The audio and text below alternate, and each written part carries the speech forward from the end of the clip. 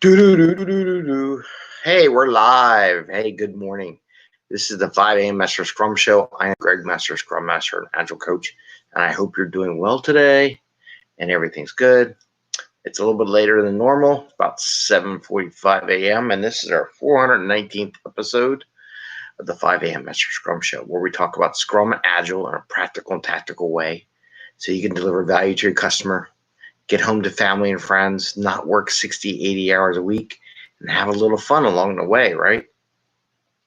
Sorry I'm a little bit late. I slept in. Got the kids off to school, took care of all those higher priorities that had to be done. And now I get to do the show before 8 o'clock, which is like 15 minutes. There is a lean coffee here in Philadelphia going on. So I want to go join that one because it's fun. It's fun hearing Agile stuff from people. Plus, it generates lots of ideas for the show, to be honest with you. Just hearing from other people and issues going on in the real world.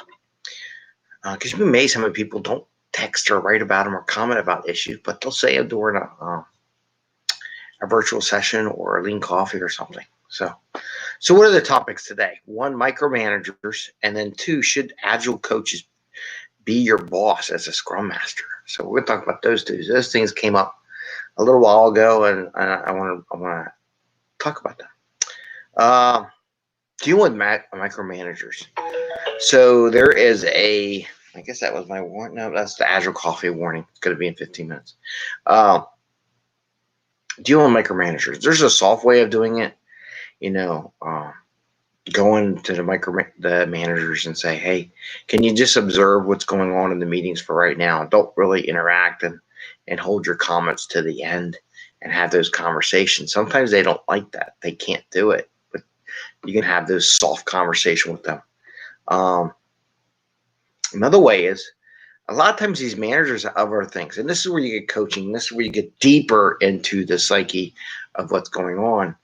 You get to learn what the expectations are or what's expected from the micromanager. Maybe they're under undue pressure or pressure from higher level managers to do stuff, and they think this is the only way they get it done, right? So, meet with the person, find out why they think they need to be that micromanager, right? Maybe you don't call them micromanager because they'll take offense to it, even though they are, and they won't really acknowledge a situation that they are a micromanager. But it's good to have that conversation. Another question would be, ask the micromanager how they evaluate people. Is there something to their evaluation of people that contributes to the way they do micromanagement, right? So these are all factors that apply to why they're acting the way they do to the team. And it's really good to understand this before you engage and try to see if you can't fix a problem. Right? You got to understand the problem before you can fix the problem. The problem we have with bugs, we try to fix the problem, really don't understand what the problem is, and we go screwing up and making 50 more bugs and more issues than there originally were because we really didn't understand what the core of the problem was. And, I guess I said that, how they get evaluated and how they evaluate people. So there's a couple things. So learn what's expected of the manager, what pressures they're under. Ask the manager how they evaluate others, and maybe ask them how they're evaluated by their bosses, right? So there's 3 levels there. So pressures, how they evaluate, how they're being evaluated. So asking that. And then there's the hard one, right? So those are the soft ways of dealing with micromanagers and understanding the problem, which I think is very valid, and you need to understand that sooner or later. And the other one is time box. Getting the micromanagers used to time box and bottlenecks, right? I had some micromanagers that want to assign every task for everybody to be done and want to tell everybody what to do. I said, fine.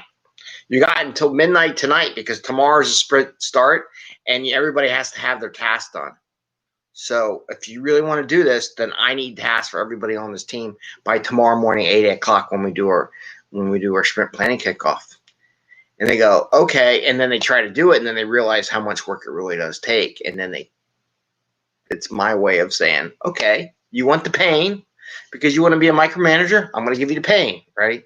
You're going to experience the pain, and then you realize you don't want to be the pain, right?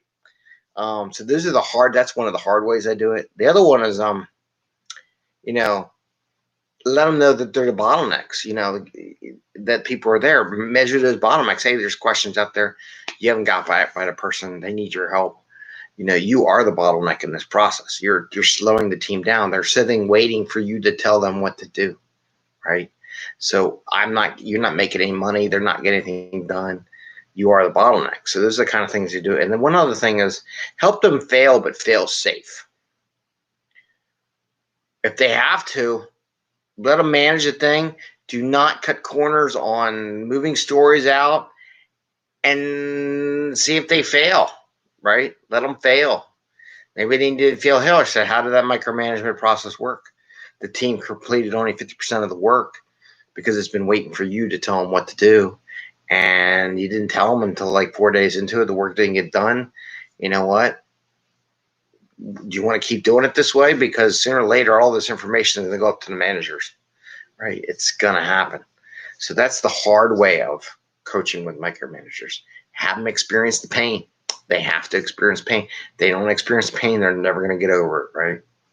So that's one with the micromanagers. So one, do the soft, understand why they do what they do, and two, you may have to play hardball and have them get pain, right? That's what we coaches do.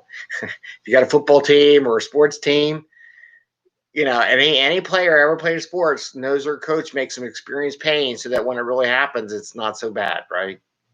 So you might have to do that little hard and soft play game. Now the other question, there was someone mentioned to me the other day, and I was like, oh God, their Agile coach. Can an Agile coach be your boss as a Scrum Master? So if you have an Agile coach, like if I was your Agile coach, would I be a good person to be your boss? The answer is no, right? I'm going to say no. I'm going to say that, some people think there's a hierarchy to promotions. Like you got Scrum Master, maybe a BA or developer or something, and then you become a Scrum Master, and then from Scrum Master, become an Agile coach, and so on and so forth. And the idea being the Agile coach be responsible and be your supervisor and evaluate you for what you do. They're not an Agile coach for you anymore. They're not a coach, right? It depends. They could be a mentor and help you grow, but most don't. You really need an Agile coach that's not part of your chain of command, right? The only way you're really going to let loose on what's bothering you, the issues you're having, stresses, complexity and stuff is you talk to somebody outside of your chain of command. That's where me as an Agile coach come into play, and I help other people because I'm not in charge. I'm not in charge of their career and all. I could just tell them the truth and let them vent the truth and the problems they have, right? Now, I will say it is really handy to have managers that have coaching training. That's a definite. They can really use some kind of coaching training as managers, because I think it's funny. Everybody talks nowadays. Oh, the manager should be a mentor. A manager should encourage. A manager should support like the Agile type thinking where the team is self-sufficient and do all that. Well, how the hell are they going to do that if they're not trained to do it? You're not trained. Are you going to coach that way or be a manager that way? You're not, right? You're going to manage based on like the micromanager. What was successful for you, I will manage and train everybody to be how I was and how I got to become successful, which may or may not be what the organization needs. But if you don't get that training, you don't understand that. So I do encourage managers to take some coaching training. Just to understand coaching, how the questions go, how to have different stance with people, how to help them build their own personality and platform to build from. So those are the two things I got. Micromanagers, there's a soft find out what is making them be a micromanager. So you got to understand that. The hard side on dealing with market managers, time boxing, let them feed the pain. And the other one, can an Agile coach be your manager? Can your Agile coach be your manager also together? No, it's not going to work. You're not going to be open and honest because it's just not going to happen. So that's what I have for today. I'm going to let it go because in 5 minutes, I got that lean coffee that I'm going to join shortly. So I want to say have a great day. Happy scrumming. Give us a thumbs up if you like the show. Ring the little bell. so you get notification when we go live or post up stuff.